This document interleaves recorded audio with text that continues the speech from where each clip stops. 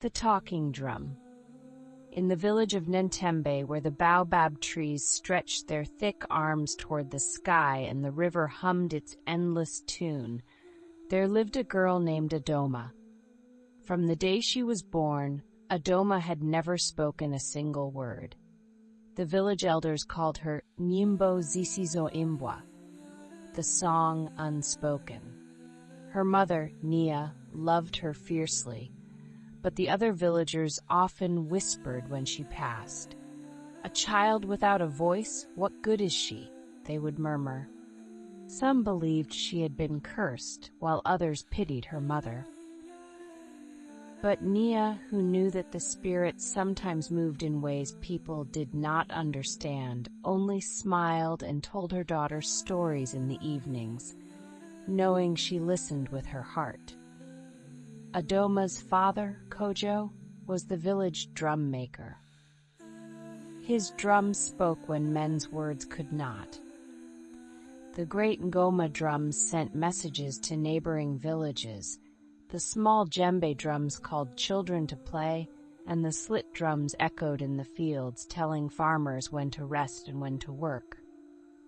Kojo often sat with Adoma under the shade of their mango tree, letting her run her hands over the wood and the stretched animal hide, hoping one day she would find her own voice through the rhythm of his craft.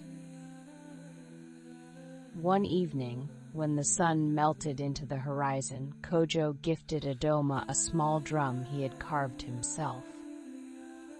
"This is yours," he said, placing it in her hands.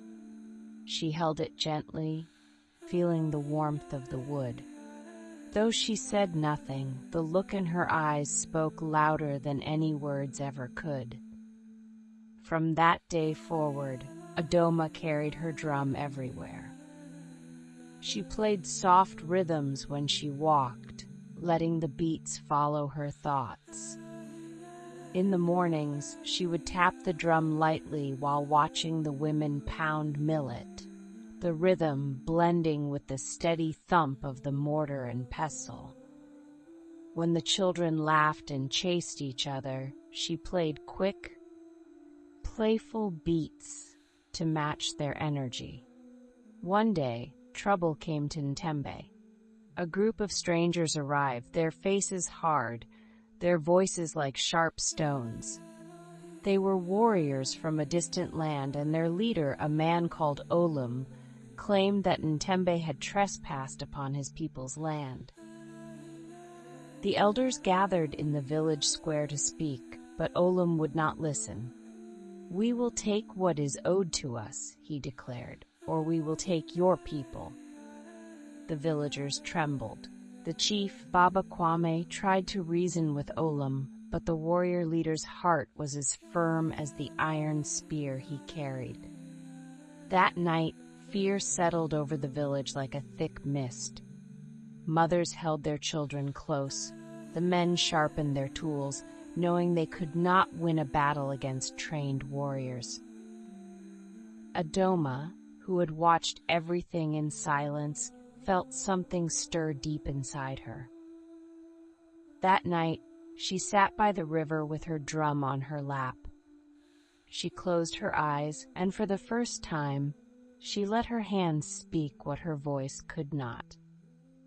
The rhythm was steady at first, like the heartbeat of the earth. Then it grew stronger. It carried sorrow, fear, hope, and defiance all at once. The sound floated through the trees, past the huts, reaching every ear in the village. It was a song of survival. The elders woke from their troubled sleep.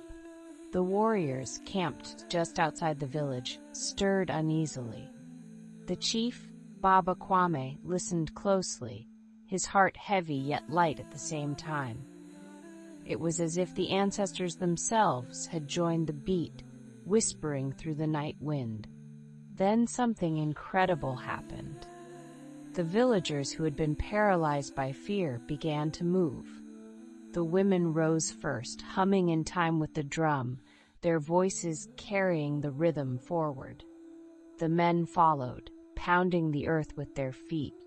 Soon, the entire village was awake, moving, singing, and clapping to Adoma's drumming.